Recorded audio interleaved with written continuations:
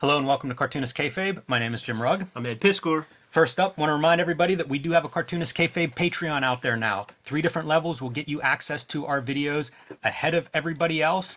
And if you are a King Kayfaber level, you can sit in on our recording sessions, give us some back and forth on upcoming interviews that we do, and generally just get to see everything before anybody else. So check out our Patreon, see what level works for you. We are working Cartoonist. You can see our bibliography here. Best way to support Cartoonist Kayfabe is to buy our books. You see Ed Piscor's WYSIWYG, X-Men Grand Design, Hip Hop Family Tree. Just announced the Hip Hop Family Tree Omnibus, available for pre-order now, 140 extra pages. So perfect for a gift, perfect for yourself. And you may want to pre-order that one sooner rather than later. And up next is Red Room 3rd season starting up, Crypto Killers. This one will be out in a couple of months, but you can pre-order the first 2 issues now. Here is a preview of those covers. The traditional cover by Ed Piscor. There's a sketch cover coming out in issue number 1, which should be make for a lot of fun on the social media. Peach Momoko's cover, looking very sharp. We're going to get more into that in the coming weeks, but a beautiful design by her as always. This is my homage cover to Rob Liefeld's Youngblood number 1, one of those very important creator-owned comic books for me. And Crypto Killers number 1 variant by Ed Piscor. Admire the logo interaction. Always a fan of that design. Shouts to Justin. Very nice. What do you have coming out, Jimmy? For me, it is time for next Street Angel books. So Street Angel Princess of Poverty will be out later this year from Image Comics. This pairs perfectly with Street Angel Deadliest Girl Alive. If you get Princess of Poverty and Deadliest Girl Alive, you will have all of the Street Angel comics that I have done so far. So pre-order that one wherever you buy books. Hulk Grand Design is out and about everywhere now, as is the Plain Janes. So pick those up as well. But we are here today, Ed, to actually dive into a modern classic, a big historical book here. This is the first issue of Jim Lee drawing Batman. So what we have going on is, first, DC buys Wildstorm in the late 90s. We get to the early 2000s here. You see a date here in the artwork of 2001. This is actually a 2002 release, so maybe got some lead time. But Jim Lee comes on board a Batman, and it was a big deal. Yeah. This is whenever I was working a day job and reading all the comic websites much more than I was reading the comics, especially the Marvel DC output.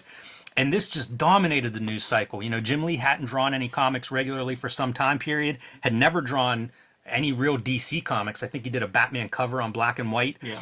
But to have Jim Lee, one of the biggest selling, at least Marvel DC artists in history, show up at the competition after Image, and he's going to take over their top character, Batman, for a year-long run. This, as you can imagine, a lot of news. A lot of people were interested in this one. And, you know, that's that time period in the early 2000s. And we talk so much about 90s comics, but that early 2000 is really the nadir point. Like, that is really when comics were almost hopeless. Yeah. They were selling terribly. Like, it really seemed like, we're done. Like, this is over. So whenever something like this happened, like, this felt like a changing tide. You know, there were a couple of those moments within Marvel and DC. Obviously, Quesada pumped a lot of that into Marvel with some interesting creative teams coming through. But this was kind of like the DC counterpunch of that. And I remember it making quite an impact. Yeah, for sure. But a lot of time has passed since then, right? Over 20 years. I can't believe this is over 20 years ago. This feels like a new comic to me. It's funny how it works just personally, too, because first impressions are real impressions, you know, and you can't escape that sometimes. So to keep it kayfabe, right, Jim Lee as DC guy is to me like Jim Ross is to WWF guy. Like, Jim Ross is always the WCW color commentator in my mind. Jerry Lawler is always the guy I read about in magazines but had no idea what the fuck he was about. He's not, you know, the guy who wears a crown on WWF pay-per-views and shit. And like, Jim Lee is always Punisher X-Men dude to me, you know. Public Enemy, Terminator X is always the DJ. He hasn't been a DJ in like 30 years. In fact, the guy who's the DJ now has been their DJ longer than Terminator X has. I was going to say, he's had a couple of Batman runs, Superman runs. He's done enough comics now. He's probably drawn more Batman than he has any other character at this point. Yeah, it's just, you know what it is? The bloom was off the rose at this point for me. I was well done. I did not buy any of these at the time. This is something I bought after the fact, and honestly, after we started Kayfabe, it's like, this will be a great comic to look at. But I was out too, you know, like, Jim Lee was never totally my guy, and that's not to just slam on Jim Lee. I think that's more of a personal taste than anything else. But like seeing this, I'm excited to go through it. Let's put it that way. And right away you can see Scott Williams getting the team back together. The inker that I certainly associate when I think of Jim Lee the most, Scott Williams. So bringing the team together, Jeff Loeb rounding that out, who has done a lot of Batman work. He was such a darling too of those like Image guys. Like the Image guys, like they were like, we need somebody who's like our Alan Moore, our Frank Miller. Well, Jeff Loeb works in TV, man. He must be great. So they would get him on the mix, man. And what I will say, Jim Lee is definitely going for it. Yes. He's trying hard. He's actually drawn some backgrounds, which is reasonably atypical. Not a great lock, though. That's a rough excuse for a lock.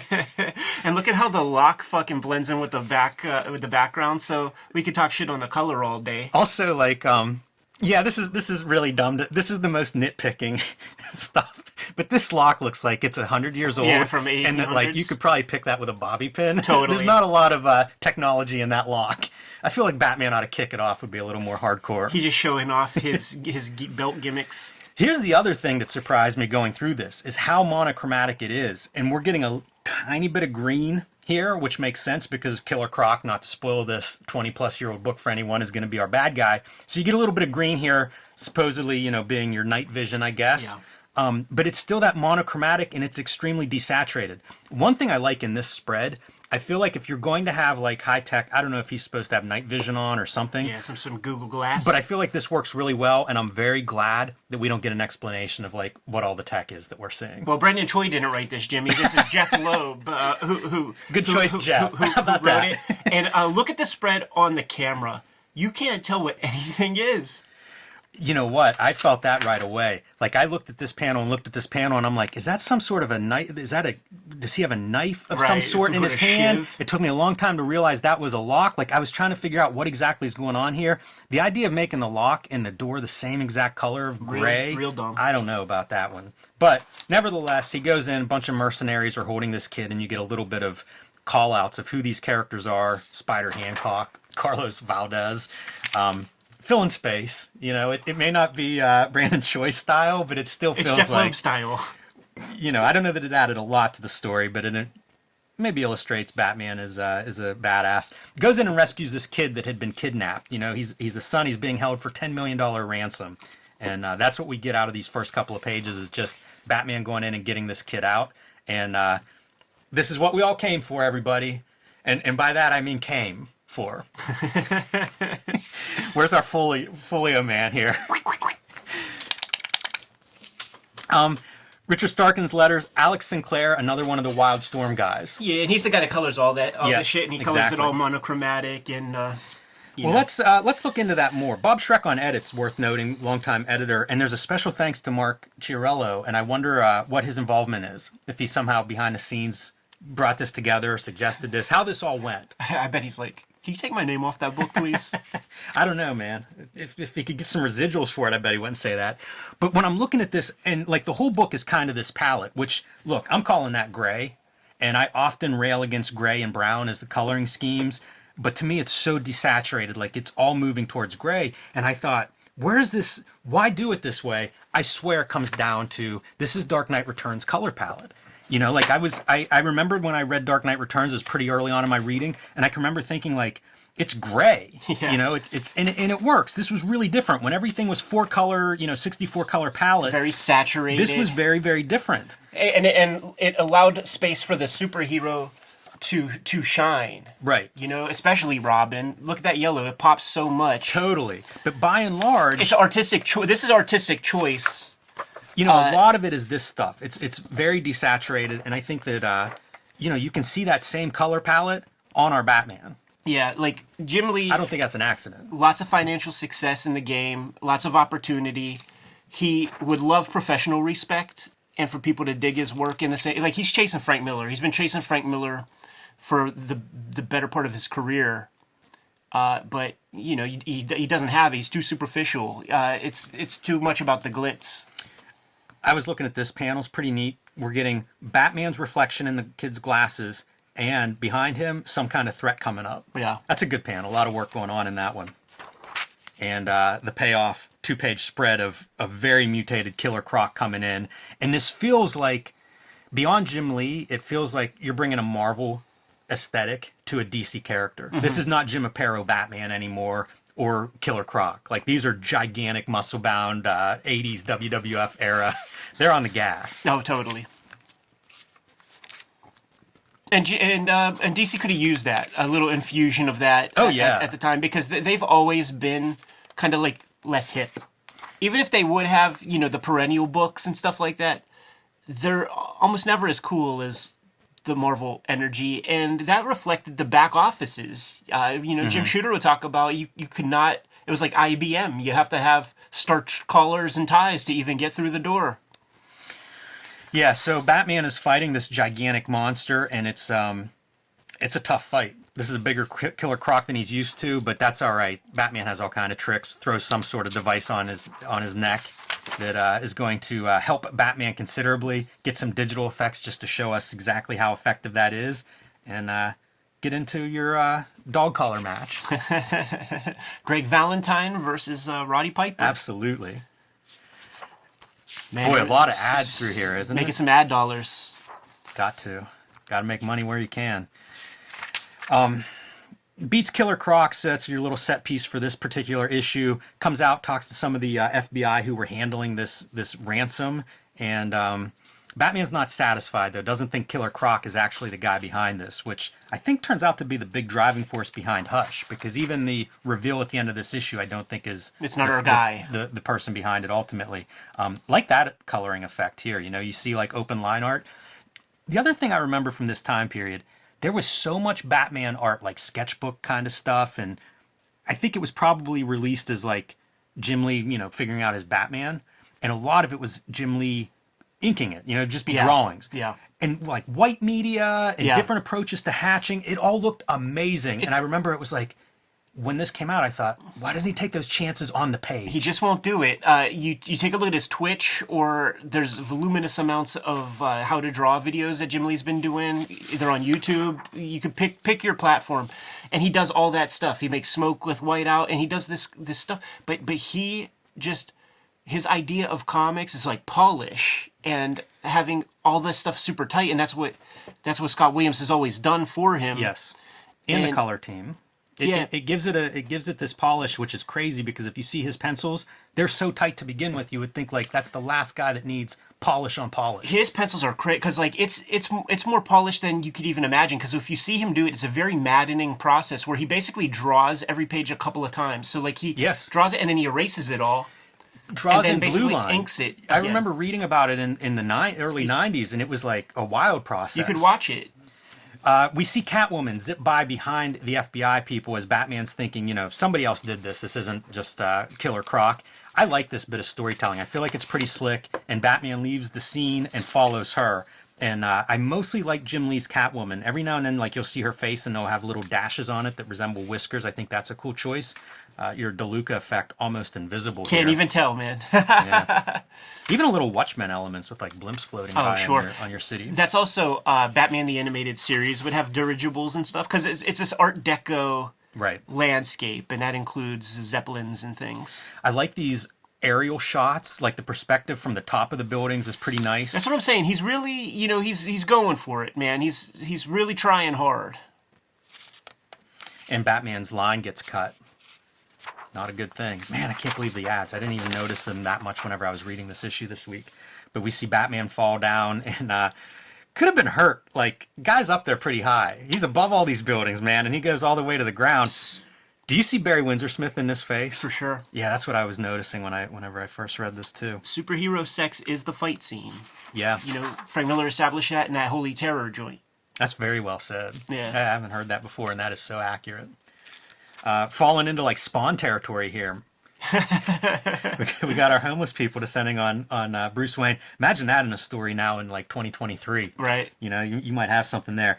Catwoman gets off unscathed. You can see some of those marks on her face that I'm talking about. Just a couple of dash lines, enough to imply the whiskers. And this is your Darwin Cook era Catwoman. This is the redesigned Catwoman costume, but then sent through the Jim Lee Wildstorm filter. Yeah, it's one of those things where like you do something like that, and then you get anointed by Jim Lee. It's like he's acknowledging that Yeah, that's fucking dope. It is, man. That's one we'll look at some point.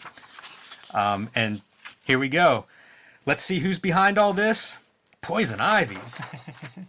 I watched a little bit of that Twilight version of the Batman movie, you know, with Team Edward. It was I forgot about that one. As Batman on the airplane on the way back from Japan. And they do that thing where they get a handful of villains in there. You get to see what a penguin looks like. You get to see what a scarecrow looks like and shit like that. And that's what this kind of is, man. We get to see Jim Lee draw a various amount of classic villains, because I guess Hush is that dude with the, you know, it's the unknown soldier. It's the guy with the bandages all over the face or something. Ain't that right? I think it's isn't it Jason Todd? I don't know anything. I don't read this horse It shit. turns out the fans did vote for Jason Todd to survive. Yeah. I don't know. I think that's what happens. But you know, like, to have him do like the Rogues Gallery, that's exactly what you should be doing. Totally. I'd be mad if it was like, I'm going to make up a Doomsday kind of character and then that's the only one I'm going to draw. Like, this is what you want to do. Like, you get a heavy hitter like Jim Lee to show up, let him just run through the lineup. Yeah, I want to see what his Two-Face looks like. Yeah, redesign the whole Rogues Gallery, and let's see if we can sell some comics with this, because we're not doing it any other way. So that's it for issue 1. Not bad. You get a couple of page turns that are sort of like the cliffhanger, like what is Poison Ivy's thing. As I said, I don't think she's the big person here. It's advertised as a 12-part storyline from the get-go. So this really was like, go tell your comic shops to pull Batman for you. You got a reason to subscribe. But December 2002, and look at this. Talking about ads. Who's that young man? Unbelievable. Tom Brady is sort of still in sports headlines. Here we are 20 plus years later. Yeah. Unbelievable. I was shocked. This was the most surprising part of the book for me, was closing the book and being like, you got to be kidding me. Maybe, is this super old or not? Maybe it's because he drinks milk, man. I was thinking about that too. I'd like to hear the TB12 review of milk. I bet you he's not drinking milk in 20 years. I want to see Shaq and Charles Barkley take this exact ad and see what kind of comments they make about it. That's funny. Do you remember the old Got Milk ads from when we were kids, where it'd be this like little girl standing next to like her future crush, and who would be like a college age boy, but she'd be a little girl, and she's like, "You never look at me because I don't drink milk," and then she's like drinking, and then she's like, it's like 3 stages of age. You remember those, man? No, I don't. Oh, they're classic. There was one. Not surprised those are pulled from my memory. In Living Color did the greatest parody where it was like they did Marsha Warfield, the lady from Night Court, you know, the big brute fucking bailiff, and it's like a little kid, then like and then it becomes Keenan Ivory Wayne's dressed up like Marsha Warfield. That's real funny. That's real funny. Very appropriate. Do you have the rest of Hush? No. Okay. Why, did you want to read the whole thing? I mean, this doesn't compel me to. Like, I'm not excited to, but I don't know shit about it. And I had a decent enough time going through this. It's reasonably forgettable. You know though. what? Yeah, I agree with all of that, but there was nothing offensive to reading this. You No, know how, like, it's just a comic. There's a lot of comics we read where, like, I'm kind of angry at the end. Sure, yeah. I didn't feel any of that. This all worked for me. And like I said, there are a couple of those moments, you know, you see a character, Catwoman, scoot by in the back, kind of off center. I like those details, so I am kind of curious to check out more of it, but I don't know exactly whether I will or when or how. We'll file it in the playlist. All sizzle, no steak. Good to Yeah. go? Kayfabers, like, follow, subscribe to the YouTube channel. Hit the bell. We'll notify you when new videos are available. And the King Kayfabers, they get access to these videos before anybody else because they are our biggest supporters on Patreon. Hit our link in the description below to join that Patreon and get everything ahead of time. Jimmy, what books you have out there, man? The Plain Janes, Hulk Grand Design, and Street Angel Deadliest Girl Alive are out there right now. Street Angel, Princess of Poverty is coming later this spring. You can pre-order that one right now from Image Comics, and you can join me on patreon.com/JimRugg to see a lot more of my art. See, my new comics are going to be starting up there in April, and download out-of-print zines and mini comics from there. The Hip Hop Family Tree Omnibus is the book of 2023.